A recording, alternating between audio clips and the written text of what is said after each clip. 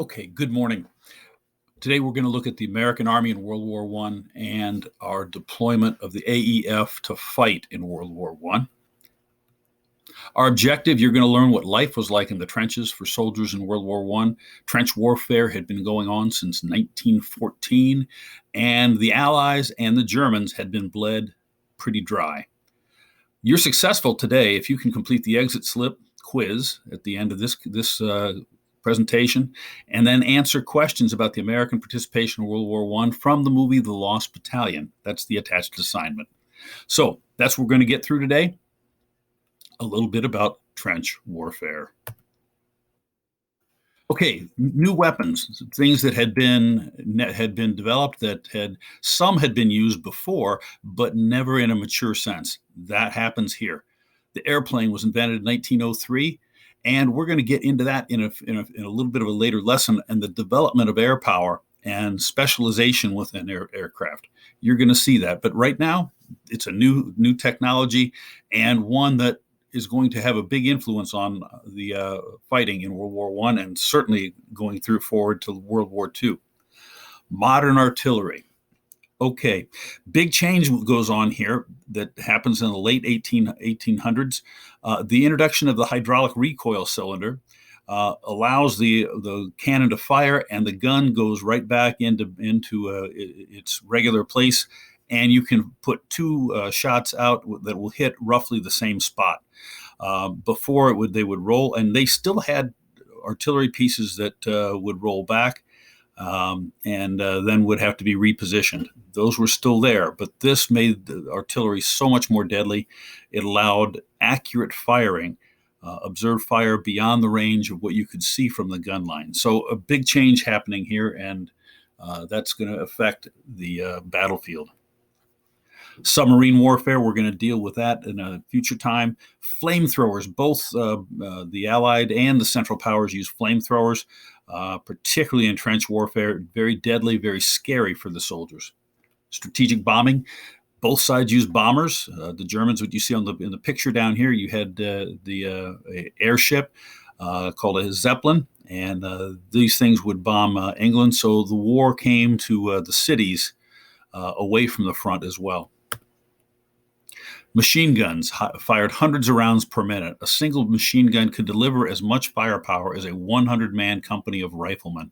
So very deadly, and multiple machine guns were up on the front, which is going to change warfare. Tanks were introduced in secrecy at the Somme in 1916, and so the Americans trained on tanks as well. They were successful, but they didn't get used in the large numbers, and they were still figuring those out on how best to use those. Poison gas becomes one of the most feared weapons in World War I. A green mist silently drifts over trenches, and soldiers have only seconds to put gas masks on. Any delay means a slow, suffocating death. Whether it's chlorine or some of phosgene or some of the other later gases like mustard gas, very deadly. And something that was definitely frightening for the soldiers that lived in on the front.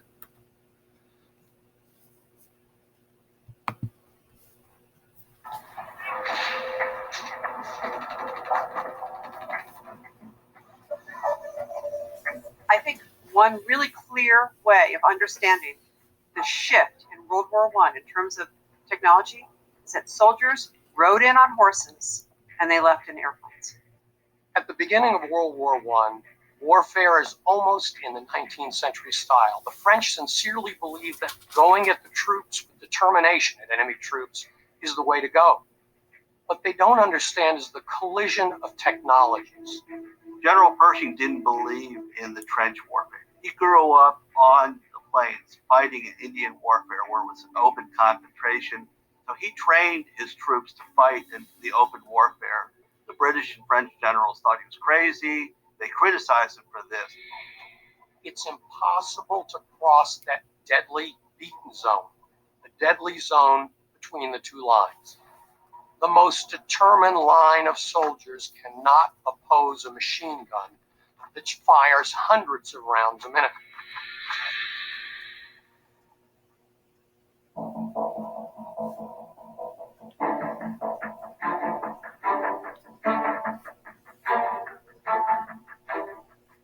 World War I wasn't just the first industrial war, it was also the first scientific war. It was the first time that societies had taken all of their resources of science and intelligence and said, how do we do this better? How do we fight better? How do we develop technologies?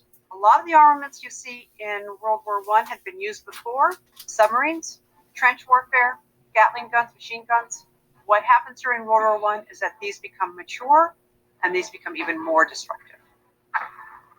During the war, the governments of all the different warring powers put enormous amounts of time and effort into scientific and technical development, so that the advancements which would have happened anyway happen at a much more rapid pace, and they happen according to the priorities of the warring powers.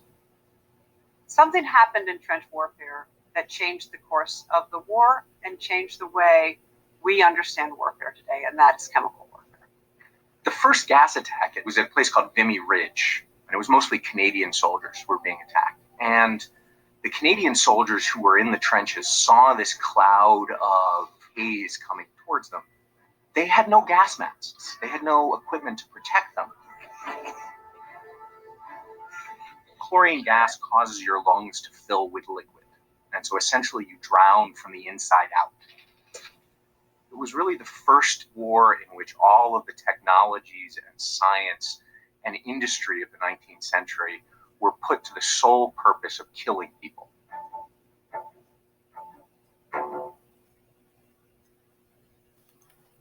So what's the effect of all these weapons? Old tactics are obsolete. They're costly. The war becomes a war of attrition, and both sides bleed each other badly. Enter the Americans. The Germans have put millions of new troops into the line that were freed up after Russia leaves the war. That puts huge pressures in 1918 on the British and the French. The American army is arriving, training behind the lines, and then gets into combat. Trenches existed. You can see here a era cartoon, and they called the Straits of Gibraltar. You can see the water in the trench. And the trench is built because the Germans expected to knock the French out of the war. In the first 60 to 70 days, they failed. They invaded through Belgium, and they were stopped. They dig in. They have to then fight a defensive war because they're worried about the Russians in the east. Why? Why would they dig the trenches? Modern artillery and machine guns made the warfare very deadly, as you saw in that video. So they dug their trenches on high ground, the Germans tended to do, because they planned on being there long term. So their problems were not as bad in the places they were. They were still bad, but not as bad as digging in on the low ground. Soon, over 400 miles stretched trenches facing each other in depth. Units would rotate between the frontline trench, a support trench, the reserve trench, and then back off the line. Typically a week at a time, they would be up on the lines.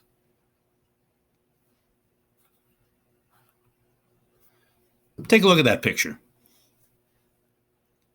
That's shrapnel. And that copper-looking color in the middle is something called an obdurating band. And it's solid. It's a little bit bigger than the artillery projectile, and it gets shoved into the grooves of the rifling. And that prevents gas from going around it when the powder ignites and the artillery round is fired, and then it explodes. Sometimes it's set with a time fuse to blow up in the air right above trenches, and then these red-hot pieces of steel are shot out and cause huge casualties. You'll see that in the movie. This is a modern picture of a German trench from World War I. Reinforced concrete as they were there, made it stronger, less casualties, and it held up better in bad weather. What did a trench look like? Well, inside the trench, they would put boards down called duck boards for the soldiers to walk on. And then there'd be a step up with a bunch of sandbags to hold the walls up. And soldiers would take their turn on post on the fire step so they could fire over the top of the parapet. In front of the sandbags would be barbed wire. Soldiers would live in dugouts on the back side of the trench wall. They would dig and reinforce with usually wooden beams, a place for them to sleep and get out of the elements a little bit when they were not fighting. What do you think this is?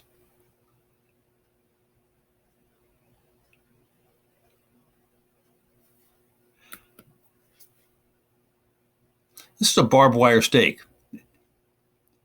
Initially at the war, they just had regular stakes and they would pound them into the ground. But that made noise, and with machine guns in no man's land, that wasn't cool.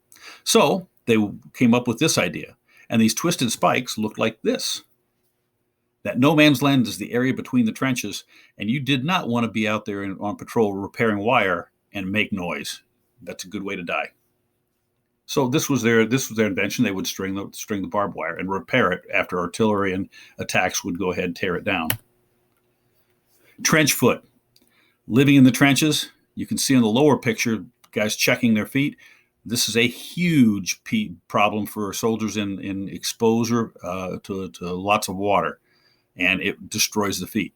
The circulatory system breaks down, and you see gangrene. The blackened toes, those had to be cut off. You can see how bad that is on that picture. Don't mean to gross you out. Rats constantly. When there's bodies, there's rats. They carry disease. They fed on the dead bodies. And this little dog you see in the picture caught all those rats in about 20 minutes. You know what they were feeding on. Another problem is lice.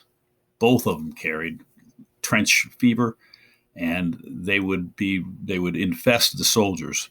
So it would be very uncomfortable for them, but that was just a normal part of life in the trenches. Then they would go back, get some new clothing, delouse, boil their clothes, so that they could go back to the lines when they would rotate out.